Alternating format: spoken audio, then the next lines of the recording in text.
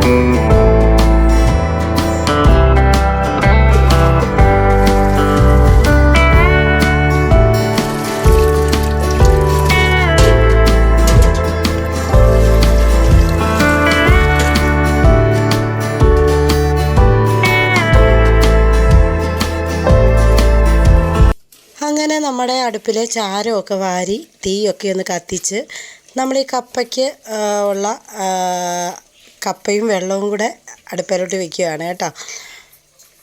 അന്നേരം ഇന്ന് രാവിലെ ചോറ് വെച്ചില്ലെന്ന് ഞാൻ പറഞ്ഞില്ലേ. അന്നേരം ഇന്നലത്തെ കുറച്ച് ചോറ് ഇരിപ്പുണ്ടായിരുന്നു, അതൊന്ന് തിളപ്പിച്ച് ഊറ്റണം കേട്ടോ.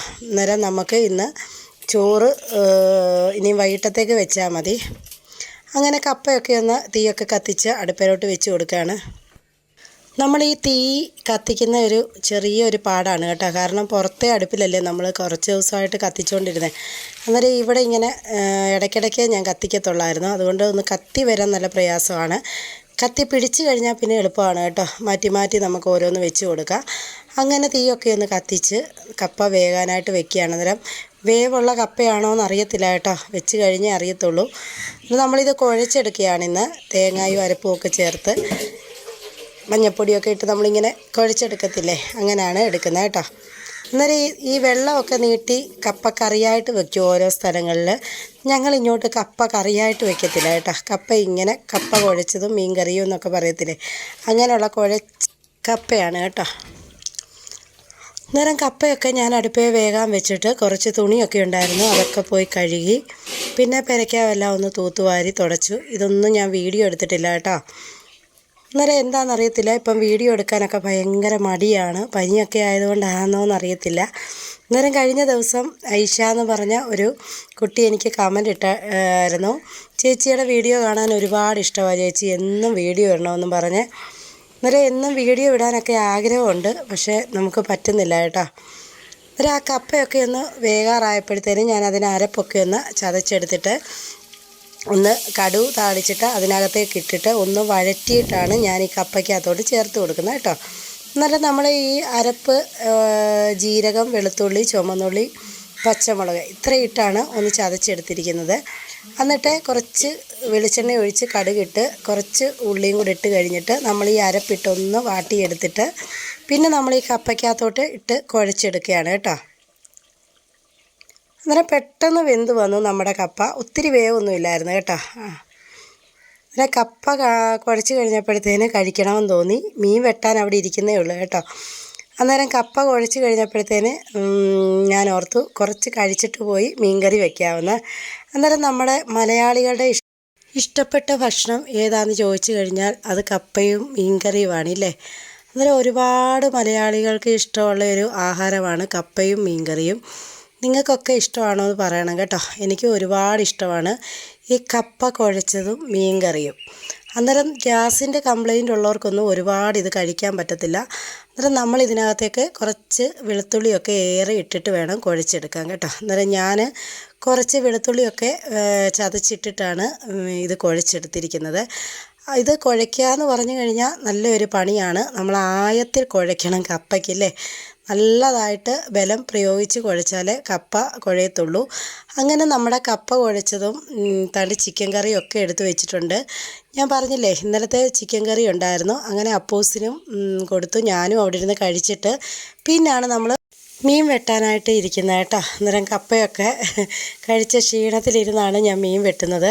അതാണ് ഇവിടെ ഇരുന്ന് മീൻ വെട്ടുന്നത് കേട്ടോ. അന്നേരം ഇനിയും പെതുക്കെ മതിയല്ലോ നമുക്ക് മീൻ കറിയൊക്കെ. അങ്ങനെ നമുക്ക് ഈ 3 വറ്റയാണ് കിട്ടിയിരിക്കുന്നത് കേട്ടോ. 100 രൂപയ്ക്കാണ് ഈ 3 വറ്റ കിട്ടിയിരിക്കുന്നത്. ഈ വറ്റയുടെ തൊലി ഒന്ന് ഇരിച്ചെടുക്കാൻ ഇച്ചിരി പാടാണ്. ഈ 2 സൈഡിലെ ഒരു മുള്ളു പോലത്തെ സംഭവമുണ്ട്, അതിങ്ങനെ ചെത്തിയെടുത്തിട്ട് നമ്മൾ തൊലി ഇങ്ങനെ വലിച്ചെടുത്താണ് ഈ മീൻ ക്ലീൻ ചെയ്യുന്നത് കേട്ടോ. അങ്ങനെ ഞാൻ അവിടെ ഇരുന്ന ആ 3 മീനേ ഉള്ളൂ, അത് പെട്ടെന്ന് ക്ലീൻ ചെയ്തെടുത്ത് ഇനി നമുക്ക് ഈ കപ്പ മാറ്റി വെച്ച അടുപ്പിലോട്ട് ഞാൻ കുറച്ച് വെള്ളം തിളപ്പിക്കാൻ വെച്ചിട്ടുണ്ടായിരുന്നു. ആ വെള്ളം തിളച്ച് കഴിയുമ്പം ഈ മീൻ കറിയൂടെ വെക്കണം. അന്നേരം നമ്മുടെ ഇന്നത്തെ കുഞ്ഞു കുഞ്ഞു വിശേഷങ്ങൾ ഇതൊക്കെയാണ് കേട്ടോ. അന്നേരം നിങ്ങൾ വീഡിയോ കണ്ടുകൊണ്ടിരിക്കുമ്പോൾ തന്നെ വീഡിയോയെക്കുറിച്ചുള്ള അഭിപ്രായങ്ങളെല്ലാം കമൻറ്റായിട്ട് അറിയിക്കണം. അന്നേരം ഒരുപാട് പേര് എനിക്ക് കമൻറ്റ് ചെയ്യുന്നുണ്ട് കേട്ടോ. നിങ്ങളുടെയൊക്കെ കമൻറ്റുകളാണ് എൻ്റെ വീഡിയോ ഇടാനുള്ള ഒരു ഇൻസ്പിറേഷൻ. നമുക്ക് പഴയതുപോലുള്ള വ്യൂസ് ഒന്നും ഇപ്പോൾ ഇല്ല, അതുകൊണ്ട് വീഡിയോ എടുക്കാനും ഇടാനും ഒക്കെ ഭയങ്കര മടിയാണ് കേട്ടോ. എന്നാലും കുറച്ച് കൂട്ടുകാരൊക്കെ ഉണ്ട് നമ്മുടെ വീഡിയോയ്ക്ക് വേണ്ടി കാത്തിരിക്കുന്നവർ. അന്നേരം അവർക്ക് വേണ്ടിയാണ് ഞാൻ ഈ വീഡിയോ ഒക്കെ ഇടുന്നത് കേട്ടോ. അന്നേരം എൻ്റെ കൂട്ടുകാരൊക്കെ കണ്ട് ഇഷ്ടപ്പെട്ടാൽ ഒന്ന് ഷെയർ ചെയ്യുക, പിന്നെ സ്കിപ്പ് ചെയ്യാതെ വീഡിയോ ഫുൾ കണ്ട് സപ്പോർട്ട് ചെയ്യുക, പിന്നെ ലൈക്ക് ചെയ്യുക കേട്ടോ. അന്നേരം നമ്മുടെ മീനൊക്കെ വെട്ടി ഞാനിവിടെ കൊണ്ട് വെച്ചിട്ടുണ്ട്. നമ്മുടെ ചട്ടിയൊക്കെ വെച്ച് എണ്ണ ഒഴിച്ച് കടുക് ഒന്ന് പൊട്ടിച്ചിട്ടുണ്ട് കേട്ടോ. അതിന് വേണ്ടി ഉള്ളിയും വെളുത്തുള്ളി ഇഞ്ചിയും പച്ചമുളകും ഒക്കെ അരിഞ്ഞ് വെച്ചിട്ടുണ്ട്. നമ്മുടെ മുളകിട്ട മീൻ കറിയാണ് കേട്ടോ. ഒന്ന് മുളക് പൊടി മല്ലിപ്പൊടിയൊക്കെ ഒന്ന് വഴറ്റി കുടംപുളി ഇട്ട് വെച്ച മീൻ കറിയാണ്. അന്നേരം നമുക്കിപ്പോൾ മാങ്ങയൊക്കെ ആയി വരുന്നുണ്ട് കേട്ടോ. കുഞ്ഞ് കണ്ണിമാങ്ങയൊക്കെയാണ്. അന്നേരം മാങ്ങയൊക്കെ ആയി വരുമ്പോൾ നമുക്ക് മാങ്ങ ഇട്ട് മീൻ കറിയൊക്കെ വെക്കണം.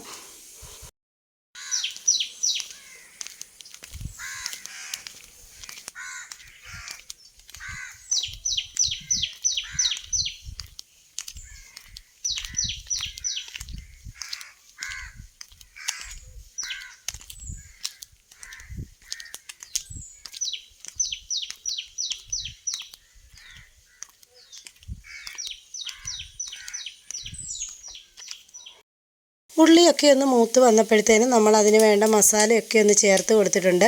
മുളക് പൊടി മല്ലിപ്പൊടി മഞ്ഞൾപ്പൊടി കുറച്ച് കുരുമുളക് പൊടിയും കൂടി ഇട്ടിട്ട് നല്ലവണ്ണം ഒന്ന് മൂപ്പിച്ചെടുത്തിട്ട് നമ്മൾ ഈ പുളിവെള്ളമാണ് ഒഴിച്ച് കൊടുത്തിരിക്കുന്നത് കേട്ടോ. കുടംപുളി ഇട്ട് വെച്ച തിളപ്പിച്ചാറിയ വെള്ളമാണ്. പിന്നെ ഉപ്പ് ഇട്ട് കൊടുത്തിട്ടുണ്ട്. അതൊക്കെ ഒന്ന് തിളച്ച് വന്ന സമയത്ത് നമ്മൾ മീനോട് ഇട്ട് കൊടുത്തിട്ടുണ്ട്. അന്നേരം നമ്മുടെ മീൻ കറിയാണ്. നമുക്ക് ഉച്ചയ്ക്ക് ഇനിയും വേണ്ടല്ലോ, കപ്പ വേവിച്ചതുണ്ട്. അന്നേരം വൈകിട്ടത്തേക്ക് എടുക്കാമെന്ന് വിചാരിച്ചു. അന്നേരം ഇന്നത്തെ വീഡിയോ ഇത്രയേ ഉള്ളൂ. അന്നേരം വൈകിട്ടത്തെ ഒരു കാഴ്ചയാണ് നമ്മുടെ ഇവിടുത്തെ കേട്ടോ. അത് നമ്മുടെ ഇന്ദിര ചേച്ചിക്ക് വേണ്ടിയാണ് ഞാനിത് എടുത്തിട്ടിരിക്കുന്നത്. ഇന്ദിര ചേച്ചി എന്നോട് പറഞ്ഞിട്ടുണ്ടായിരുന്നു. അന്നേരം പിന്നെ നമ്മൾ വൈകിട്ട് കുറച്ച് ഏത്തയ്ക്ക പൊരിച്ചായിരുന്നു. അപ്പൂസ് ഇവിടെ ഇരിക്കുന്നതുകൊണ്ട് അവൻ എന്തെങ്കിലും വേണമല്ലോ. അന്നേരം കുറച്ച് ഏത്തയ്ക്ക നമ്മൾ ഇങ്ങനെ പൊരിച്ചെടുത്തിട്ടുണ്ടായിരുന്നു. ഇന്നത്തെ നമ്മുടെ വീഡിയോ ഇത്രയേ ഉള്ളൂ കേട്ടോ. അന്നേരം ചൂട് പഴംപൊരി ചായയൊക്കെ ഞങ്ങൾ കുടിച്ചു. അന്നേരം ഇനി ഒരു പുതിയ വീഡിയോയുമായി വീണ്ടും വരാം. അതുവരേക്കും ടാറ്റാ.